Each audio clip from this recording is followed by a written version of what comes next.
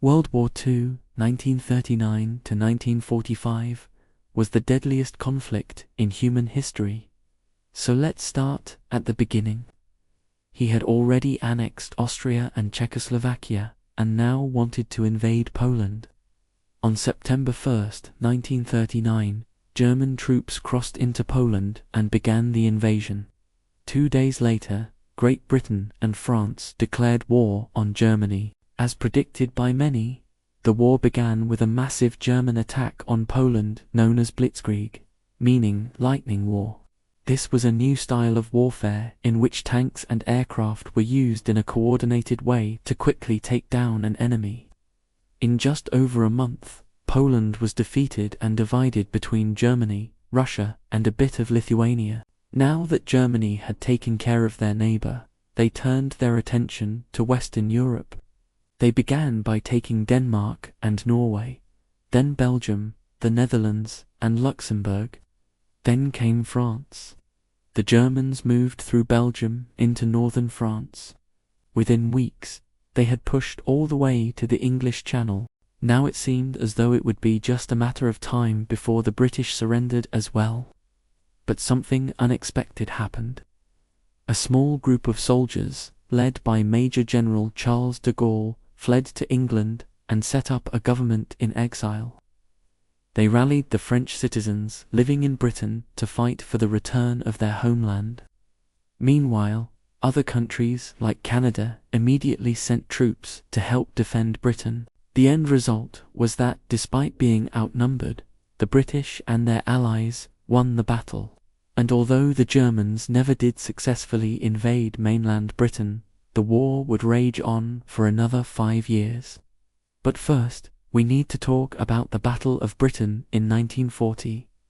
This was the first battle fought entirely in the air between the German Luftwaffe and the British Royal Air Force.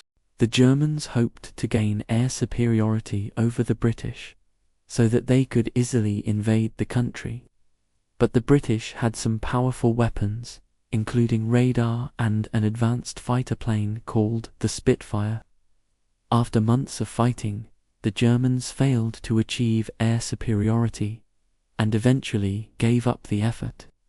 However, while the British were victorious, this didn't mean that the threat from Germany had disappeared. It simply meant that they would have to win the war in Europe on land before Germany could be defeated.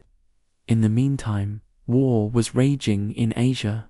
Japan was invading Chinese territory and committing terrible atrocities against the local population. Meanwhile, the Japanese also took control of French Indochina and threatened to invade Australia and New Zealand. At this point, the only way that Britain and its allies could get involved in the Pacific without risking invasion from Germany was to strike a decisive blow on the Japanese fleet. The opportunity came when the Japanese attacked the US naval base at Pearl Harbor in Hawaii. Although the attack caught the Americans by surprise, the damage was not as great as the Japanese had hoped. The attack unified American public opinion in favor of entering the war. The United States had joined the conflict. For the next 2 years, the US and its allies worked on building up their forces in preparation for the invasion of Western Europe. But while the Western Front remained quiet, fighting continued in other parts of the world. From December 1941 to February 1942, the Japanese advanced as far as India. At the same time, fighting broke out between the Soviets and the Germans in the east. Battles such as the Siege of Leningrad and the Battle of Stalingrad showed just how brutal this front could be. Millions of people died on both sides, and neither side was able to claim victory. But this would change with the Battle of Kursk in 1943. This was the largest tank battle in military history. Ultimately, the Soviet forces defeated the Germans and pushed them back. By the end of 1944, the Soviets had taken back all of their lost territory and were moving further west.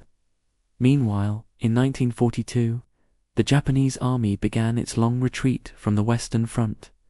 The tide of the war was turning, and it seemed as though the end might be near. But first, there was one more major battle to be fought, D-Day. On June 6, 1944, Allied troops landed in Normandy, France. This marked the beginning of the end for Nazi Germany. Within a year, Allied troops had taken back all of Western Europe, except for Germany itself. But what about Canada? How did they contribute to the war effort? Well, they sent soldiers to fight in every major battle in Western Europe. Perhaps most notably, they helped capture key bridges during Operation Varsity in March 1945. But no Canadian soldier likely died more than Private John Craigie. That's because he was killed twice. The first time was on July 1944, during the liberation of the Netherlands. A sniper's bullet tore through his helmet, killing him instantly. But somehow his body stayed in the trench, even after being bombed several times. His comrades searched for his body the following day, but they couldn't find it until 8 months later. Amazingly, when his body was discovered, it was still in the exact same spot where he had been killed. Needless to say, Private Craigie was given a proper burial. By April 1945, Hitler was dead and Germany had surrendered. But the war in the Pacific would continue for another 6 months. The United States followed Japan across the Pacific, taking island after island, until they were within striking distance of the Japanese mainland. It was clear that the Japanese would not surrender without a fight. So the Americans made the decision to drop 2 atomic bombs on the cities of Hiroshima and Nagasaki. 3 days later, Japan surrendered, bringing World War II to an end. Over the course of the conflict, an estimated 70 to 85 million people had lost their lives. But now peace had finally returned to the world. Over the next few years, the countries of the world would meet together in an organization called the United Nations in order to try and prevent future conflicts. But this wouldn't last for long, because it wasn't long before another major conflict began, the Cold War. Okay, now it's time to review. What were 3 important things that you learned? Let me know your thoughts in the comments below. Also, make sure to subscribe if you haven't yet, so that you can keep watching. Thanks for watching.